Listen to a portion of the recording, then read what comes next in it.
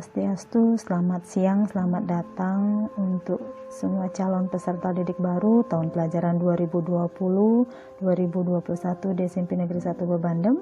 Siang ini kami dari tim penyaji ada Niketut Saryani SPD, Ibu Setia Ayu Sri Septiari SE, Niluh Anik Kusuma Dewi SPDB, dan DRA Niketut Suryasih akan menyajikan materi tentang wawasan Wiyata Mandala.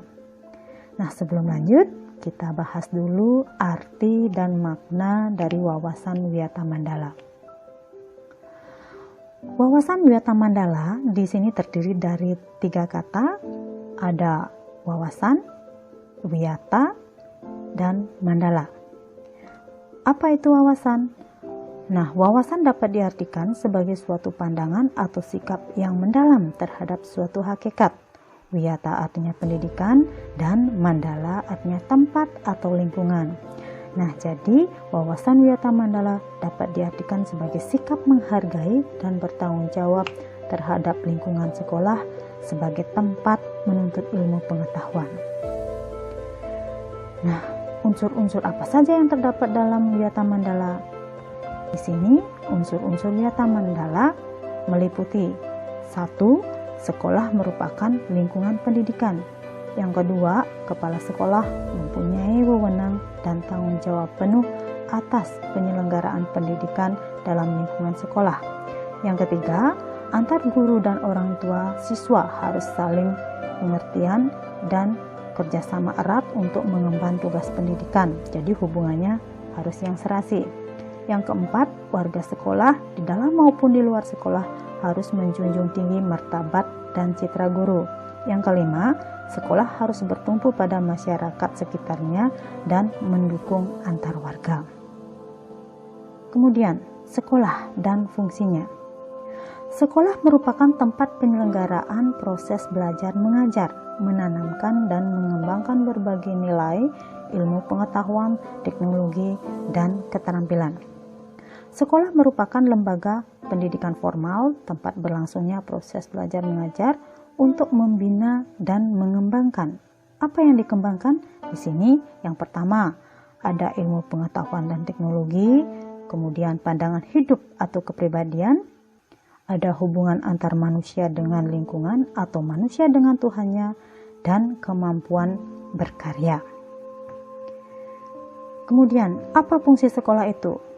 Nah, fungsi sekolah di sini adalah sebagai tempat masyarakat belajar karena memiliki aturan atau tata tertib kehidupan yang mengatur hubungan antar guru, pengelola pendidikan siswa dalam proses belajar mengajar untuk mencapai tujuan pendidikan yang telah ditetapkan dalam suasana yang dinamis. Bagaimanakah ciri-ciri sekolah sebagai masyarakat belajar?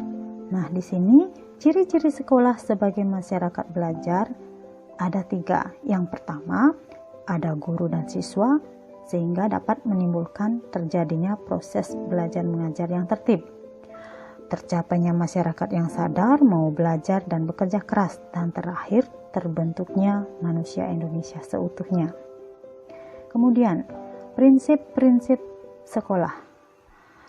Sekolah sebagai Wiyata Mandala selain harus bertumpu pada masyarakat sekitar, juga harus mencegah masuknya paham, sikap, dan perbuatan yang secara sadar ataupun tidak dapat menimbulkan pertentangan. Untuk itu, sekolah memiliki prinsip-prinsip sebagai berikut. Yang pertama, sekolah sebagai wadah atau lembaga yang memberikan bekal hidup. Kedua, sekolah sebagai institusi tempat peserta didik belajar di bawah bimbingan pendidik. Yang ketiga, sekolah sebagai lembaga dengan pelayanan yang adil atau merata bagi stakeholdernya. Yang keempat, sekolah sebagai lembaga pengembangan bakat dan minat siswa. Yang kelima, sekolah sebagai lembaga pembinaan potensi di luar inteligensi. Keenam, sekolah harus memberikan perhatian serius untuk mengembangkan kemampuan emosional dan sosial, kemampuan berkomunikasi dan berinteraksi, kemampuan bekerja sama dalam kelompok, dan lain-lain. Yang ketujuh, sekolah sebagai wahana pengembangan sikap dan watak. Ke-8, sekolah sebagai wahana pendewasaan diri. Dan yang terakhir, sekolah sebagai bagian dari masyarakat belajar atau learning society. Nah, setelah prinsip sekolah, kita akan membahas tentang penggunaan sekolah.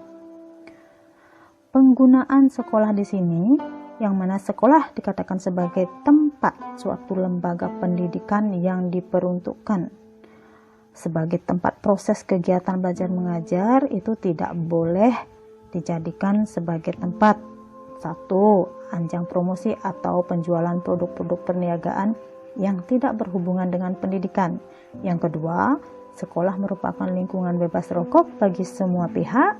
Kemudian yang ketiga, penyebaran aliran sesat atau penyebar luasan aliran agama tertentu yang bertentangan dengan undang-undang. Kemudian yang keempat, ada propaganda politik atau kampanye. Yang kelima, syuting film dan atau sinetron tanpa seizin dari pemerintah daerah. Yang keenam, kegiatan-kegiatan yang dapat menimbulkan kerusakan, perpecahan, dan perselisihan sehingga menjadikan suasana sekolah tidak kondusif. Setelah kita tahu tentang penggunaan sekolah, kita akan lanjutkan dengan penataan Wiyata Mandala dalam upaya ketahanan sekolah. Ketahanan sekolah lebih menitik beratkan pada upaya-upaya yang bersifat preventif. Untuk mewujudkan sekolah sesuai dengan tujuan dan fungsinya, nah di sini perlu dilakukan penataan Wiyata Mandala di sekolah melalui langkah-langkah sebagai berikut.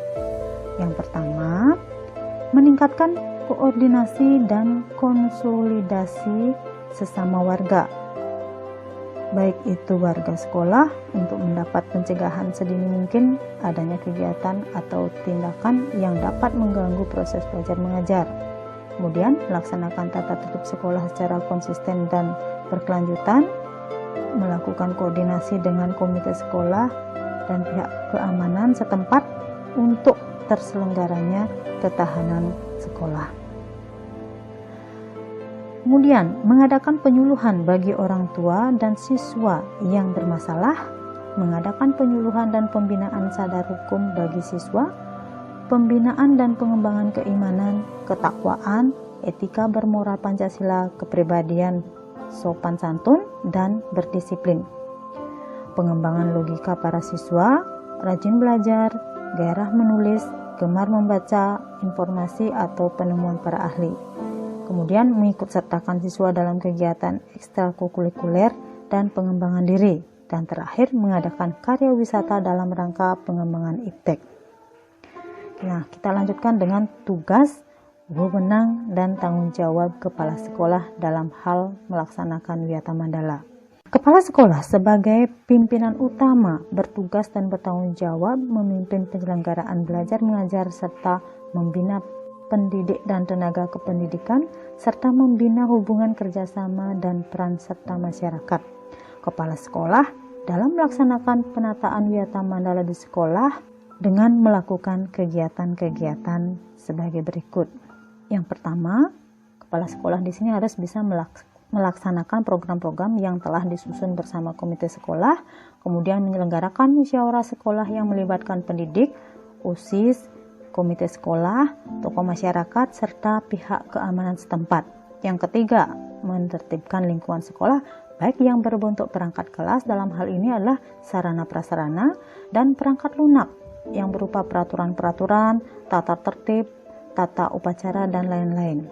Yang keempat, mengadakan pertemuan baik rutin maupun insidentil yang bersifat intern sekolah, dalam hal ini adalah kepala sekolah, pendidik, orang tua siswa, dan siswanya. Yang kelima, menyelenggarakan kegiatan yang dapat menunjang ketahanan sekolah seperti PKS, pramuka, PMR, paskibraka, kesenian, dan lain sebagainya. Mekanisme dalam pelaksanaan Wiyata Mandala. Dalam rangka pelaksanaan Wiyata Mandala, perlu upaya penanggulangan secara dini setiap permasalahan yang timbul sehingga dapat menghilangkan dampak negatifnya, yaitu dilaksanakan secara terpadu, bertahap, dan berkelanjutan sebagai berikut. Yang pertama, ada tahap preventif. Tahap preventif yaitu upaya untuk meniadakan peluang-peluang yang dapat memungkinkan terjadinya kasus-kasus negatif di sekolah.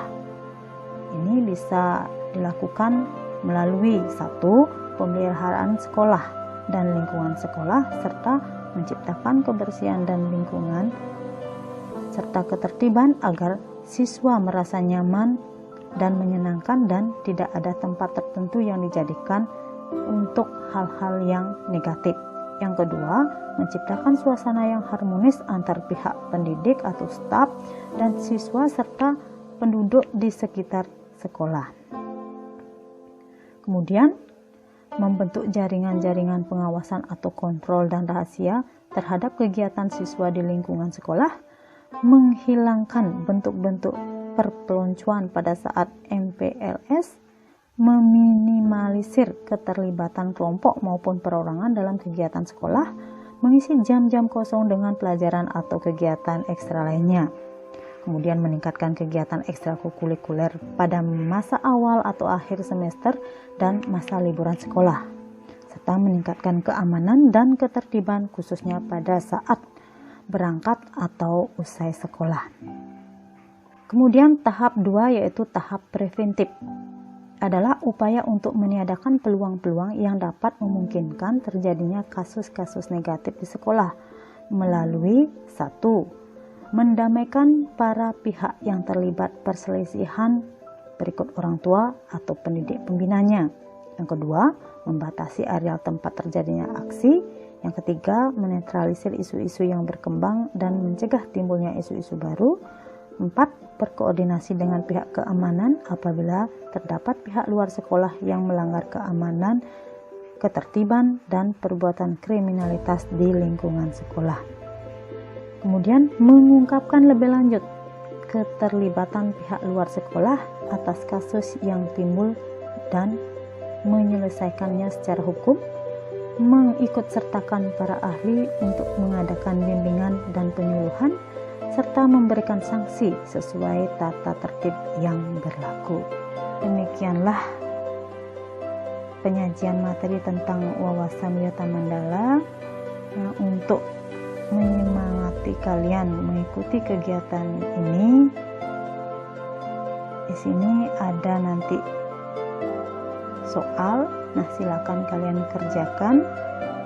Yang pertama, kalian disuruh nanti menjelaskan arti dari wawasan Wiyata Mandala, dan yang kedua menyebutkan unsur-unsur dari Wiyata Mandala itu sendiri. Nah, akhir kata, ucapan terima kasih yang setinggi-tingginya atas perhatian kalian. Kami dari tim penyaji mohon maaf jika ada kata-kata yang kurang. Selamat bekerja dan terima kasih. Om Santi Santi Santi Om.